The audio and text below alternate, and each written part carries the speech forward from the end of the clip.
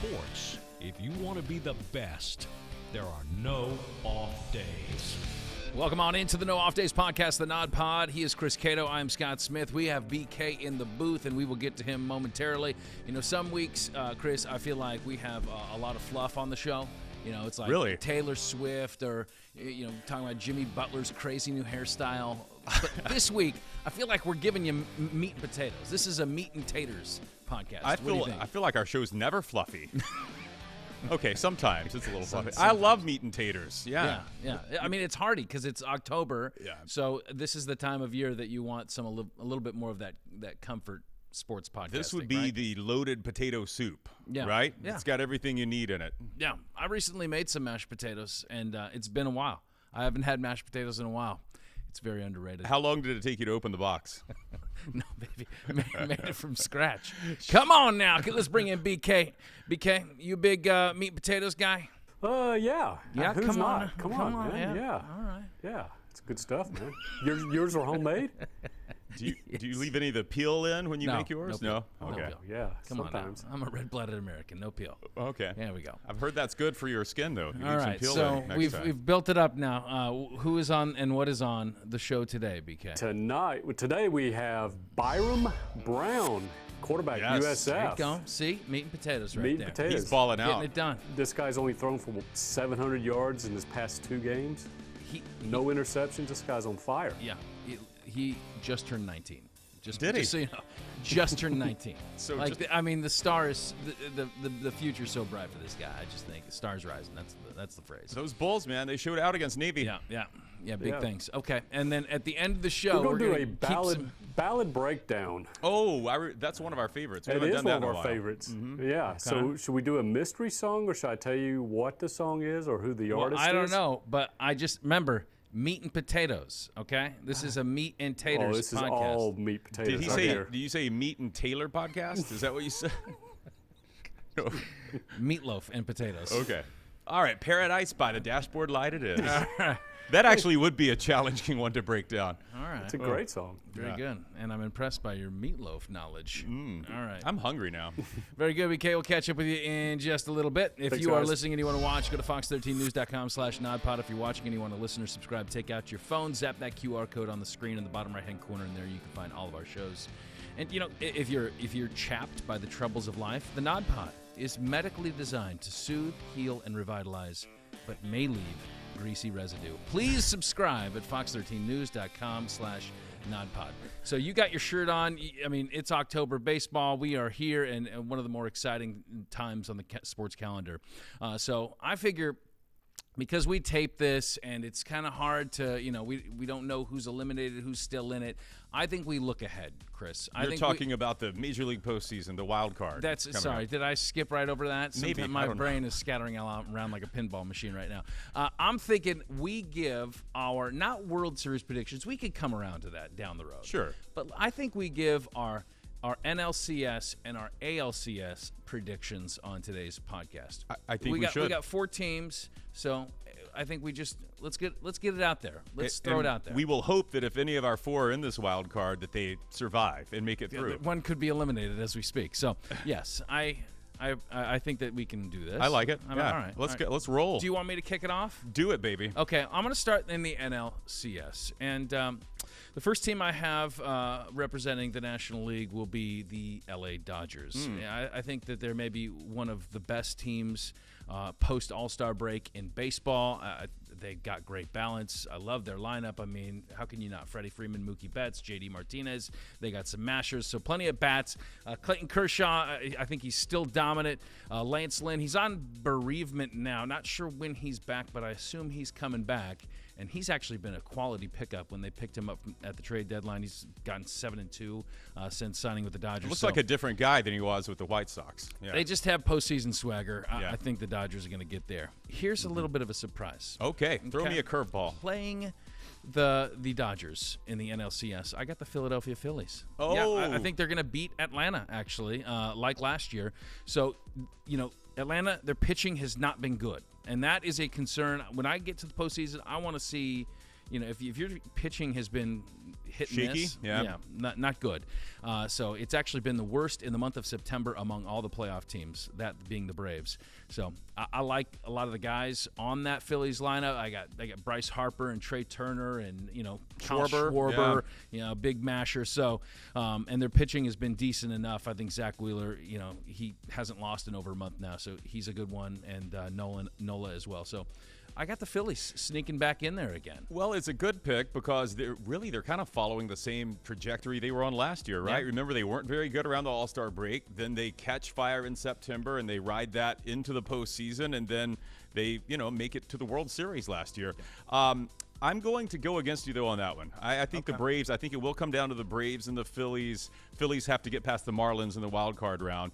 Either way, of those two, those are both NL East opponents that the Braves are familiar with. They took 9 out of 13 from the Marlins in the regular season, 8 out of 13 from Philadelphia, and they just 2 weeks ago were in Philly for a 4-game set, and the Braves won 3, even with that shaky pitching you mentioned, because I think 2 of them were settled in extra innings, so they're very close. They were nail biters, sure, but I just cannot pick against this historically good offense that Atlanta has. I mean, finishes with the best slugging percentage ever recorded in Major League Baseball.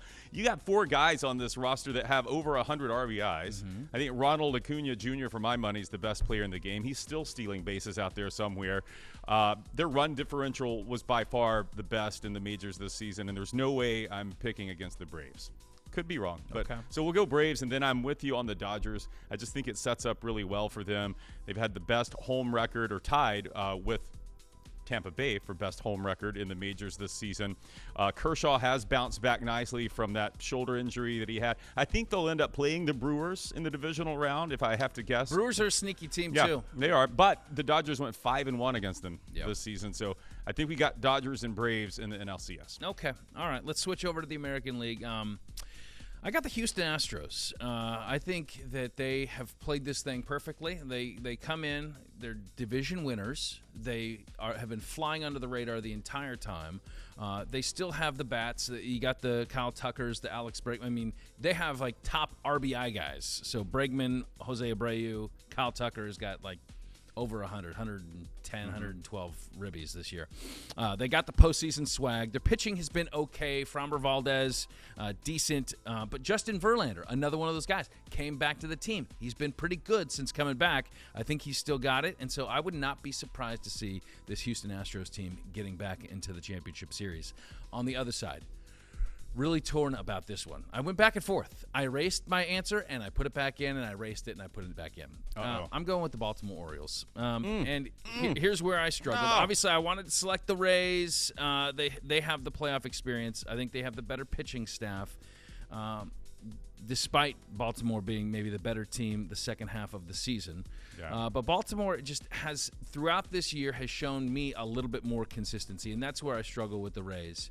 Is that for as hot as they can get, I think they just also hit these cold fronts that are hard to combat in the postseason. On offense. If their offense goes back, that, and they're also missing some of their horses in their rotation as well. So they've managed that. They've navigated that well, I will say that. But I just think this has been too streaky in offense for me to bet on them. I do think they get to the DS. Now, we're dating ourselves, obviously, but I think that it's going to be Baltimore in the end. Okay, everyone remember this. Scott Smith picking against the Rays.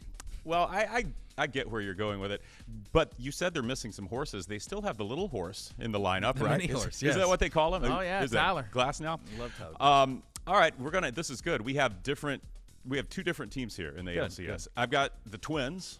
Really? Yeah, I'm going Twins, baby. Okay. Look, I know they've lost 18 consecutive postseason games, which is the longest streak in any of the major American sports. 18 in a row in the postseason, dating back to 2004. But this is going to be different for this year's Minnesota bunch. They finished this regular season on fire.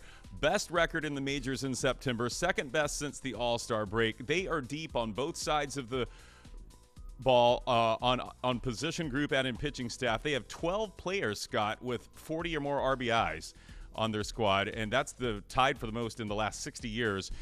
Pitching rotation, you got Lopez, Sonny Gray, Joe Ryan, Bailey Ober. I think they're going to take care of Toronto at home. I hope I don't sound dumb later when this is played and Toronto has won. And I think they're going to take down the Astros. They were 4-2 against the Astros this year, and the Astros have the home field advantage, but the Astros have a losing record at home. We're going Twins, and we're going Rays, and it's going to be a magical ALCS. The Rays are going to get past that explosive Texas offense. TV ratings have never been worse. I know, it's the last thing Fox wants. Here's one thing that the Rays have going for them. I heard you mention this in your sportscast on our local TV station earlier today, and I was like, I'm going to steal that talking point from him. Tampa, I'm a homer. Tampa Bay has experience in the postseason. Yeah. We've managed this situation before. We've been there. The Orioles haven't been to the postseason since 2016. And how many times do we see a team like the Orioles have a fantastic regular season and get to the postseason and just kind of this is what I was torn over. Get out of rhythm. Precisely this point is the experience factor. Yeah, I get it. It just, to me, I have to go with what I've seen and not with, can something change all of a sudden? You're just, Can this team that has been kind of streaky in the postseason hold up and get some runs across the board where we haven't really seen that a lot here in the last couple of years, so at least in the postseason.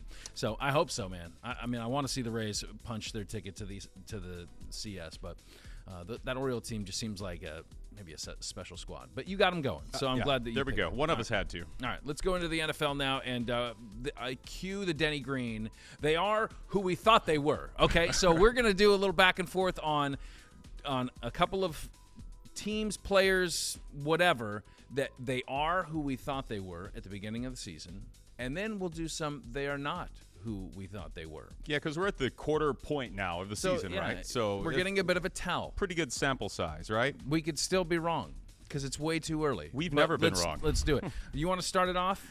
Okay, we're going to start with they are who we thought they were. They are right? who we thought they were. Yeah.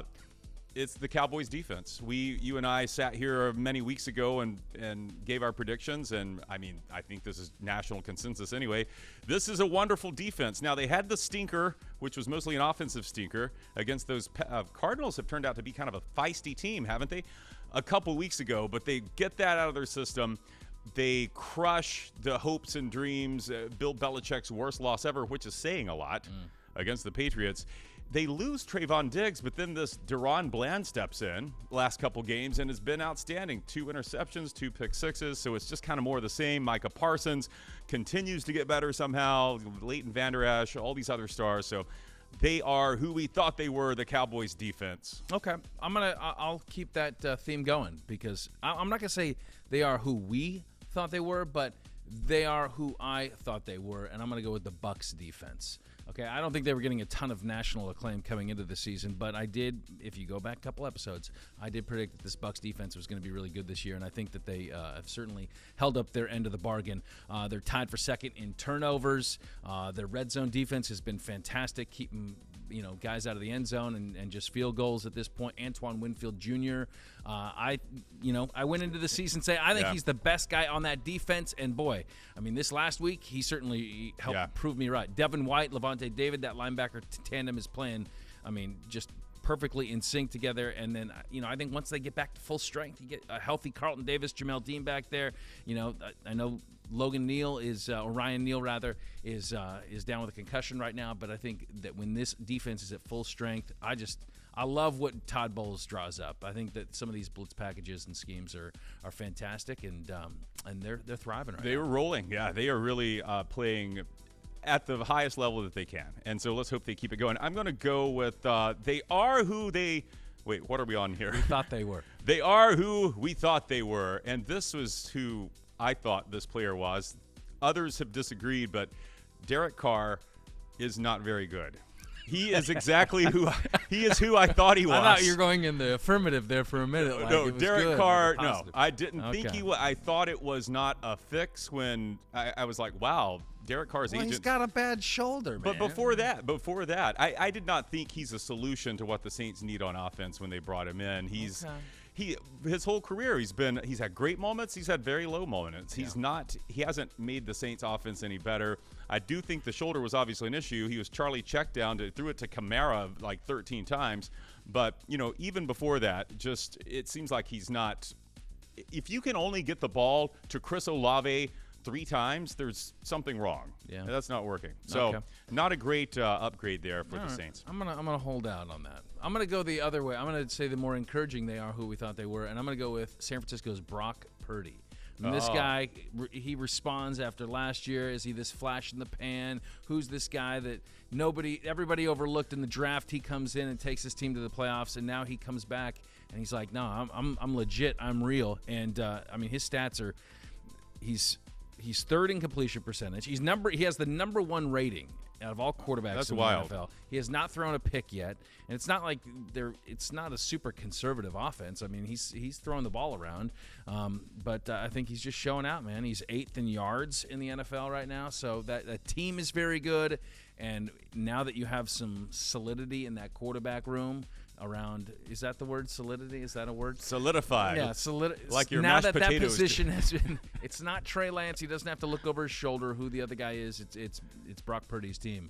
Man, this San Francisco team is going to be scary this year. Yeah, I mean, I thought of him when I was thinking of, the next category we're doing is they are not who we thought they were. I was thinking of putting him in that because I kind of thought what we saw at the end of last season, that wouldn't carry over. There's no way he can keep this up, and he has. Oh. Well, you didn't have any faith in Purdy.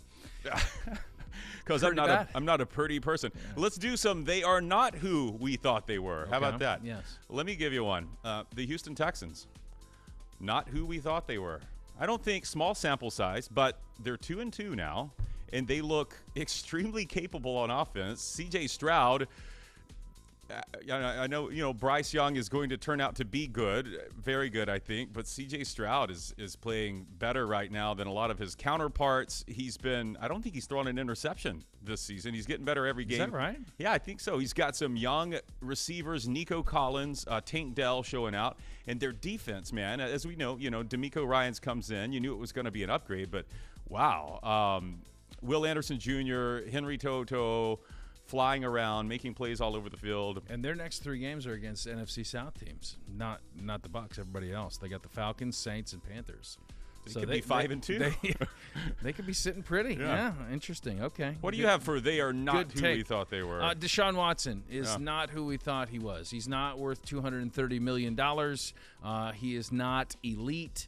And I think that you are starting to see that. He's currently injured with a shoulder injury, but even at that, I don't think he is the answer for this Browns team. He gets sacked way too much. His completion percentage is way too low. You're not paying that kind of money for that little of production at quarterback. He looks like he's lost a step, hasn't he? Yeah, I think so. Yeah. And it would, naturally so, right? You would kind of expect that might be the case, given what he's gone through. But yeah, not who we thought he was. Well, I need him to apologize to me because Amari Cooper is just killing my fantasy lineup now. Yeah. So we need to rectify that somehow. They are not who we thought they were. The Cincinnati Bengals. Where have you gone? Sweet, sweet Bengals. Who day? Where day, I guess we should say. We sat here and did our predictions. Like a lot of people, we had the Bengals winning the North. And, that's it wasn't a wild pick.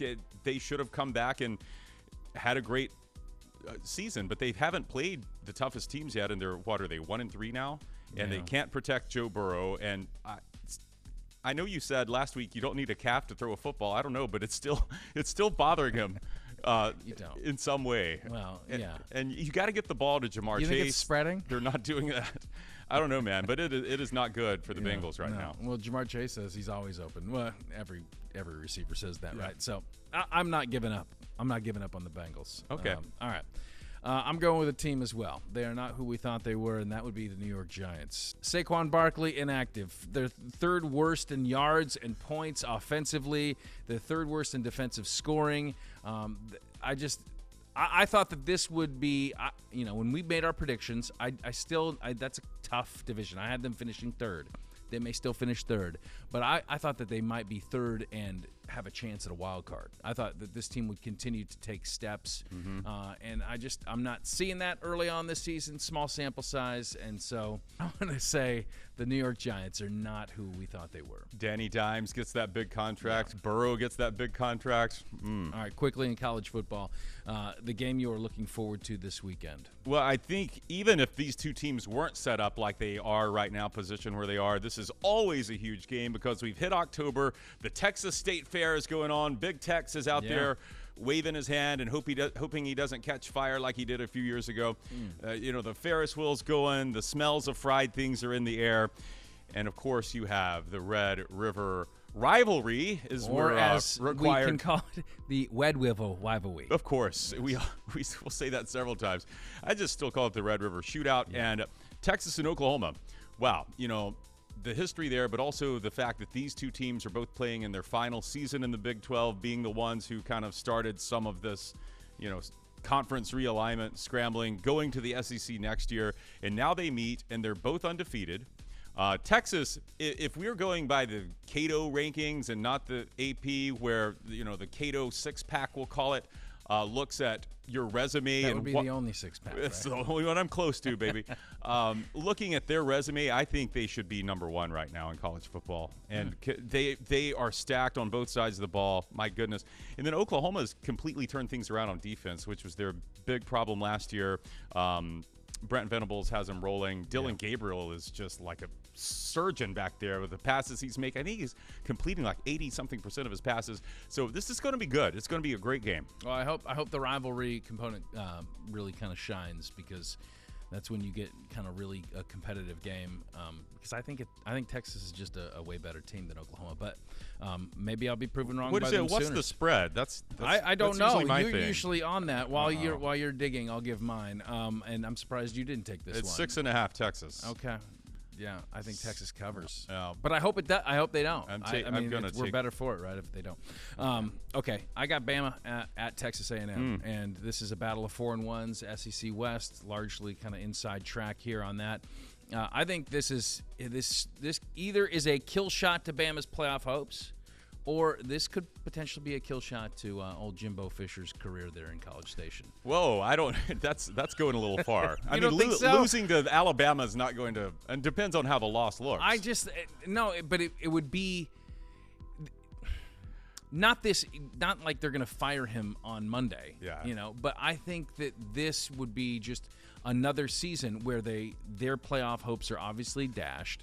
That it's just another disappointed season for the Aggies, and I could see the wheels kind of falling off. I see what you mean. And so that's where I think this tipping point would be a better way to capture that. When you're paying someone $80 million, you want results, and he hasn't gotten them close to. I think that people are very like it's coming down to it. The wick has burned very low to the candle.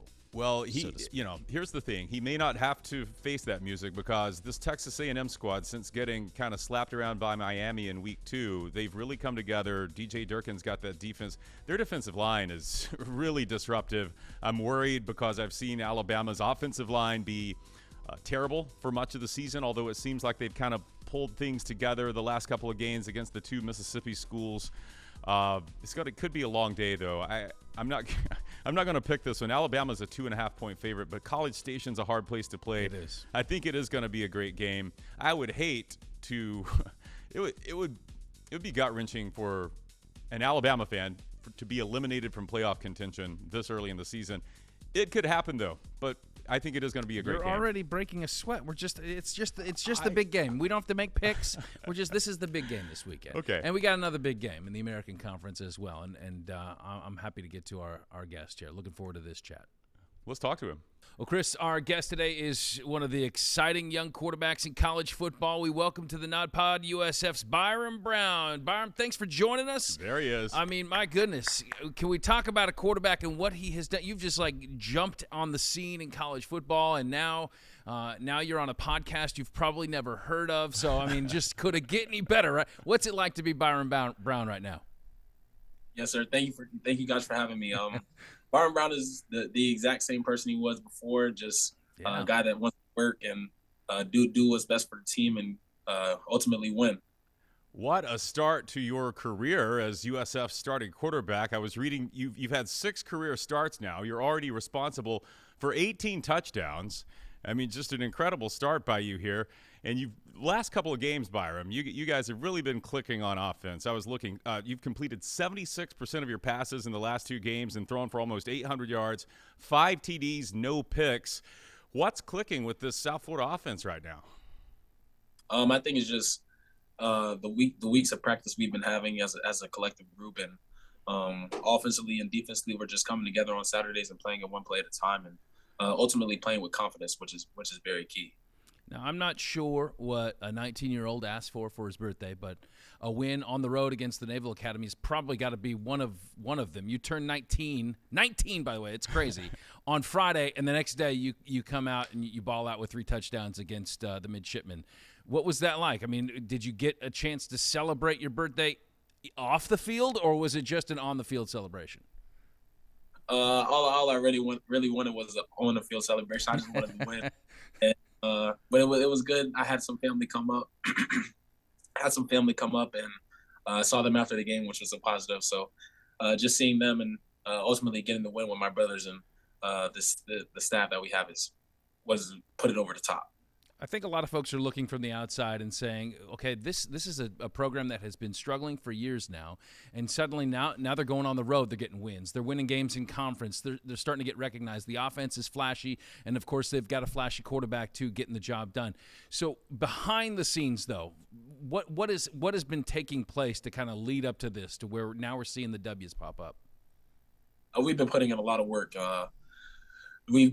Since January, we put our head down and went to work, not caring about what anyone outside says, learning about our inner circle, which is what Coach Goalies preaches, which is the team, the support staff, and the coaches, and just ultimately playing one play at a time and keeping our process refined and sharp. So just taking it one day at a time and executing the little details and ultimately just fine tuning them, and then coming out on Saturday playing one play at a time and let the work speak for itself.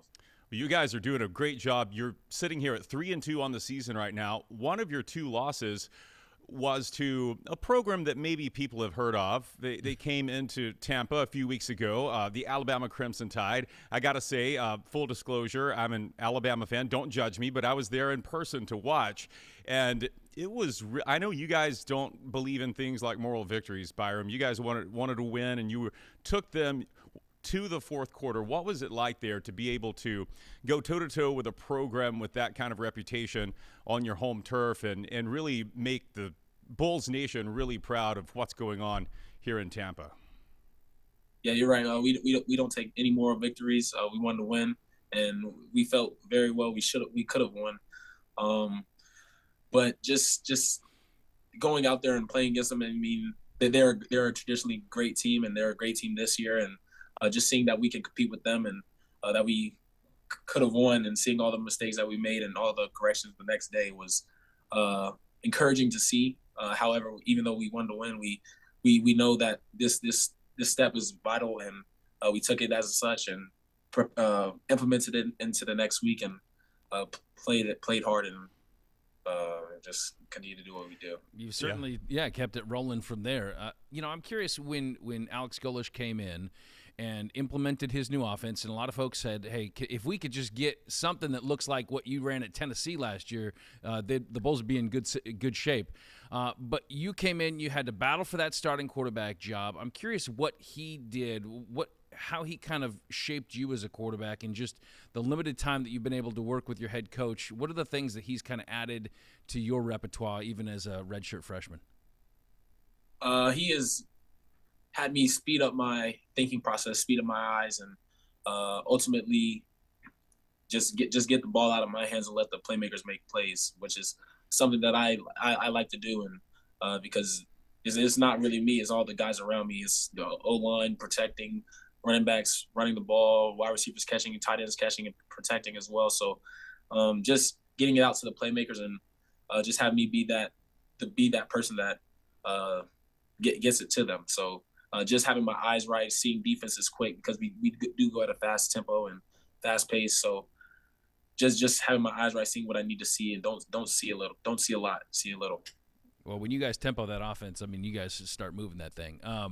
Curious what percentage, if you had to put a number on it, of what we've seen, in terms of what you think this offense is capable of doing. Obviously, we're still early on in the football season, but things are coming together. What percentage of what you think this team is possible of accomplishing have we seen thus far? As of right now, I'd say the whole team would say is probably 60, 70%. I mean, we've had shown glimpses here and there, and which has been really good at times. However, we know we can be much more explosive, way better, and way more electric. So we're refining those details in practice, and can't wait to go out to practice tomorrow and refine those details even more, and look forward to UAB. Well, as you are grinding away on the field and in the film room and in the playbook, I'm always looking for ways to make money, Byrum, just to be honest with you. And if I'm a young man in your position and your star is rising now and you're off to this great start and you're just 19, redshirt freshman, I got to think some NIL opportunities are coming your way down the road. And if you don't have anyone to manage that yet, let me offer my services, because I've got a couple of ideas here. Let's say UPS approaches you. Their tagline, I don't know if it still is, but it used to be, "What can Brown do for you?" So that's something I think we should, get that working there. And maybe Dr. Brown's root beer is one of my favorite beverages. Maybe there's something there for you in the future. And then I think after you like Dr. Brown's root beer? I love root beer, so well, there you go. Let's get that working. Marriage made. And then I think after you turn 21, a rum distillery could be in our future. How does Byrum's rum sound to you? Oh, wow. That's something we could get behind? Nice little play on words there, Cato. It is a play on words. Maybe. Man. Well, I think that there's going to, obviously, opportunities are coming your way, whether that's NIL or maybe, down the road. I mean, you're still such a young player, but I mean, I think it's so easy to see how your game could eventually transition to the next level, and I know that's exactly where you want to take it. But as you look ahead to this season and what you guys want to accomplish, and being led by Alex Golesh, I'm kind of curious, because we've asked players before, like what that Golesh effect was on this team and how that changed. What was it from your perspective? What was the first thing you saw when he came in that said, okay, things are going to be different this time? I say his energy. His energy is very contagious. It affects the players, but it also affects the coaches. So we're getting the best out of the coaches, and we're getting the best out of the players. And one of the first things he said is, once this whole team becomes player led, then it'll flip. And I see it flipping, because we got players holding people accountable, and we're always trying to refine our process, which is another thing that he says. So. Just his energy is contagious. What's it like on campus? Like, what? I mean, there's got to be some buzz now for the first time in a while. What's it like just walking the halls? I mean, campus, it's pretty much the same. You have a little bit more people coming up to you and saying "good game," which is that didn't happen last year. I don't think, but so it's definitely more excitement around the campus, which is, I mean, when you win, it's expected. So, man, I'd expect you to be like up on shoulders, like down the hallways, like people taking you to class. No, okay. What about in the facility though, Byrum? You were with the squad last year. A lot of the guys were too when things weren't going so well. What about the attitude has changed in the facility? I feel like we're a much more confident group. We go out with the expectation to win instead of hoping or believing. So we're taking that day in and day out, and having the confidence on Saturdays, and just go out and play like we know how to play, like we prepared all weekend. Well, ultimately, May. Yeah, it's been really cool to see how you guys have kind of turned things around so quickly, and how your star is rising in particular. And we wish those Bulls the best of luck this weekend as you hit the road again, taking on those Fighting Trent Dilfers at UAB, 4 o'clock on Saturday. Byrum Brown, thanks for joining the Nod Pod, and we wish you the best of luck this weekend and the season ahead, buddy. Thank you so much. Thank you, Byrum. Yes, sir. Thank you. Go Bulls. Chris's eyes kind of got big when you said Dr. Brown's barbecue root beer. Yes, I think he's on board with some of my NIL suggestions. You had some good ones, but he's a fan of the root beer. So, and it'll be exciting to see. We've seen small sample size Byrum Brown, but red shirt freshman. So we've got years ahead where we get to see what he can do and what kind of records he can break along the way. All right, let's bring in BK, and again, meat and potatoes is the theme of today's show. Of course. And you said we're going to do a ballad breakdown. So, do you want to know the artist first? I'm a little nervous. Do you want the artist first? You just when we start spouting off some lyrics, then you kind of. No, well, I don't know. I have a feeling I know where this is going, so you might need to tell me the artist.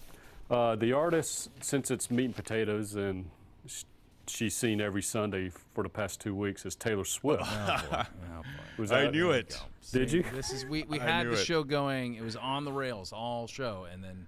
Well, this is a meat and potatoes song. Okay, so we're going to break it down, and the idea behind this is what? We're just going to give the psychology. Like, what is she thinking? What's going through her mind What's when going she's through writing? her mind? Yes. What's going through her soul? I'm going to make some money off of this. Yeah. That's what's going through her mind. A lot of suckers have had to pay for this. I know. Do you? By the way, her jorts that she wore at the game the other day, they retail for like $1,200. This was I didn't look it up. This was just a story, and it sold out online like immediately. This is insane. Man. What about at the Sunday night game? She was drinking some red juice. I'm sure people have found out whatever that red juice is already. A lot of people have died drinking the wrong red juice in the process. So. They're guzzling that stuff now. So was this song? Now I know you're kind of you're a little familiar due to your daughters with. Wait, are you? With Taylor. I'm not saying he's a Swiftie. I'm not saying he's a Swiftie. I cannot name one Taylor Swift song if I had to. Okay. Well, here's my question. Is this one you're about to give us well known by her? I guess so. I don't know. Okay. It's called an era-defining fan favorite whose synth pop splits the difference between the bright maximalism of 1989 and lush tensions of Midnights. Oh, it's probably The Archer. How'd you know? Stop it. How'd you know?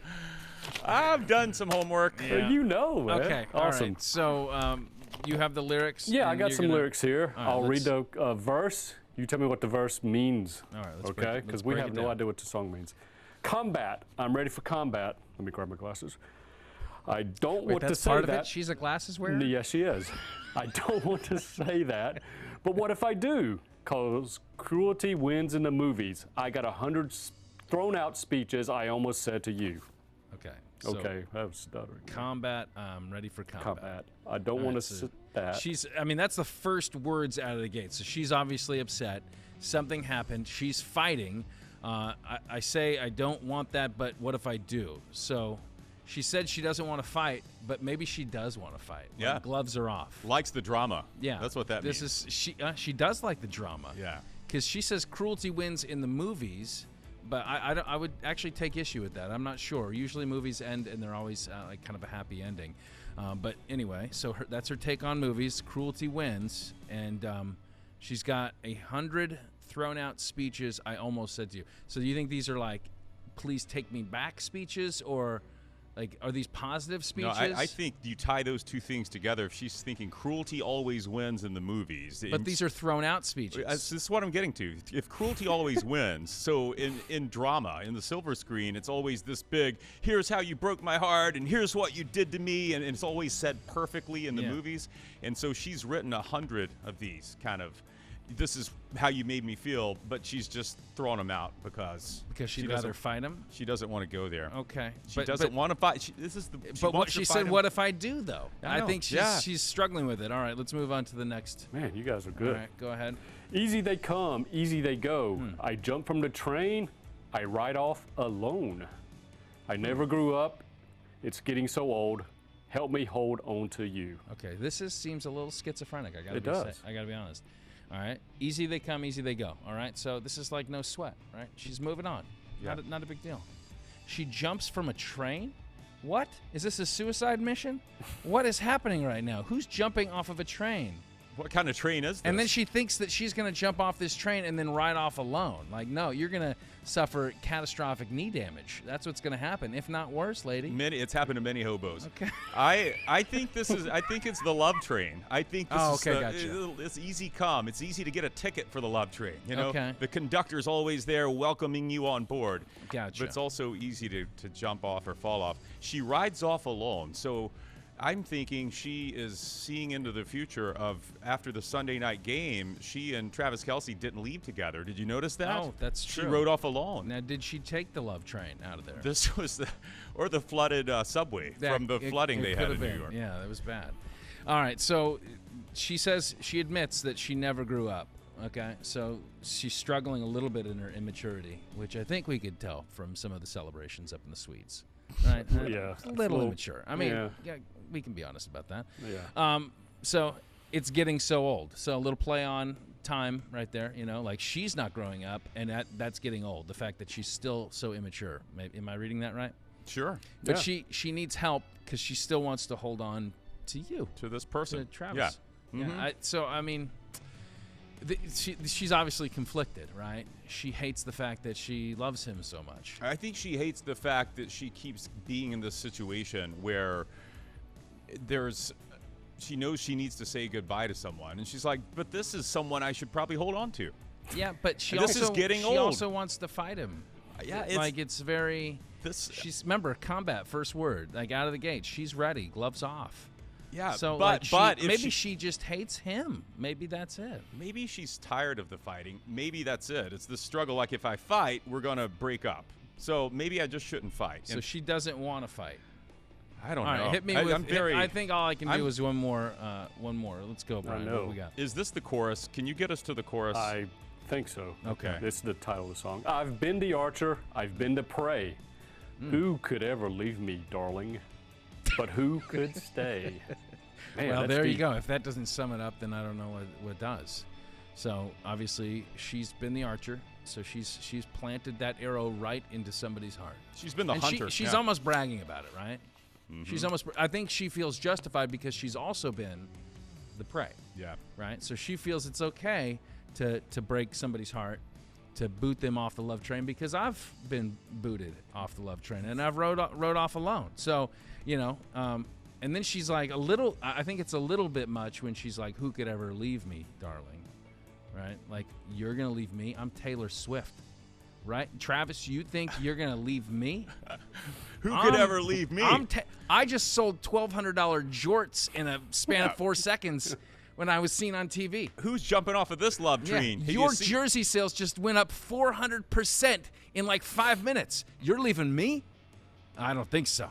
Yeah. So, but who could stay? Yeah. Who could take this? Right. Right? Who could live in this crazy environment? ride. Right? This is too much. Anyone would jump Normal off this. people. Yeah. No. Yeah, get me off this love train. That's right. I don't care how good that caboose is. All right, very good. Thanks, guys. Brian, appreciate it. What a good show. Had Byrum Brown on from USF Quarterback. Thanks to our crew for making another show possible. If you would like to catch this week's episode of the nodpod, you want a little bit more nodpod in your life, not just this one, but all the episodes, head to fox13news.com/nodpod or hit that QR code. You can subscribe on iTunes, Google Play, or Spotify to get the podcast every week without having to even look for it, because it comes right to you.